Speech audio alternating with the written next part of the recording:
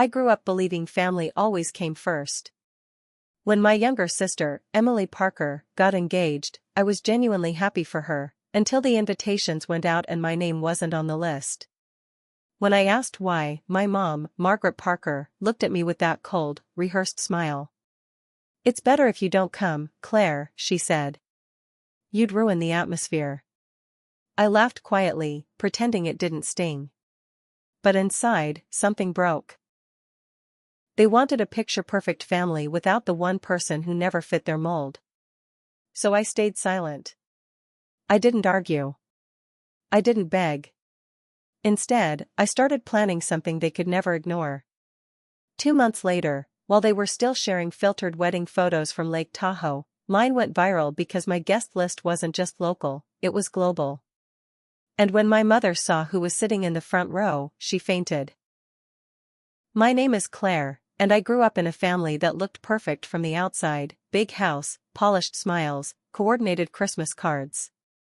Everything looked like a dream. But underneath, it always felt like I was the extra piece that didn't quite fit the puzzle. My parents, especially my mom, had a soft spot for appearances. My younger sister, Emily, was their golden child, charming, elegant, and effortlessly social. I was quieter, focused on my studies and career. Mom used to joke that I was the serious one, though I could always hear the hint of disappointment underneath. Still, I loved them. Every family dinner, every birthday, I showed up with gifts, with effort, with love. I thought that counted for something. But love in our family came with conditions: obedience, conformity, and silence. I learned to smile through discomfort, to pretend things were fine, even when I felt invisible. When Emily got engaged, I told myself this was my chance to make things right, to be part of something beautiful for her. I didn't realize then that it would be the event that finally broke the illusion I had spent my whole life defending. The engagement happened during a family dinner. Emily stood up, beaming, showing off a diamond so large it sparkled even under the chandelier light. My parents clapped. Dad looked proud enough to burst. Everyone cheered, everyone except me. Not because I wasn't happy, but because I was stunned. She hadn't told me. "Claire, aren't you excited?" my mom asked, noticing my silence. "I am," I said quickly, forcing a smile. "Congratulations, Emily. He's perfect for you." Emily hugged me with that sisterly warmth she saved for public moments, whispering, "You'll help me plan, right? You've got such good taste." That small sentence lit something in me. Maybe finally, I could belong. I started drafting ideas, venues, flowers, themes. I even made a Pinterest board that night. But over the next few days, I realized they didn't really need me. Every time I offered something, they'd say, "Oh, we've already chosen," or, "Emily's fiancé's family has a planner." By the end of the week, my messages in the family chat went unread. I brushed it off, thinking maybe they were busy. But deep down, I could feel the quiet wall building between us. Days turned into weeks, and Emily's wedding talk consumed the family. My mom called me occasionally, but only to tell me about the fittings, the tastings, or the guest list. She never said, "You should come." Still, I tried to stay involved.